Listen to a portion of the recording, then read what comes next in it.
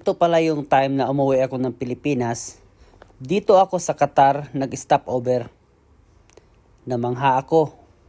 Ang ganda pala sa loob ng airport ng Qatar. Akala ko maboboring lang ako kasi 5 hours ako dito. Nung nakita ko na yung loob niya, sabi ko, uy, hindi pala, tama lang pala yung 5 hours. O kulang pa ngayon kasi hindi ka maboboring dito sa loob ng airport. Ang dami mong mapasyalan. Ang ganda-ganda. Dito mo makikita yung mga puno sa loob ng airport. Totoong puno po yan, buhay. Grabe ang bango pa at ang linis dito. Ang sarap kaya pasyalan. Kaya yung mga pumupunta dito sa Qatar, nag-stop over, tuwang-tuwa talaga pag nakita nila dito. Kala ko nabuburing ako nun. Diyos, ang ganda pala. Kaya kung pumunta kayo o uwi kayo ng Pilipinas, mag-stop over kayo dito sa Qatar at mamamangha kayo. Subukan nyo.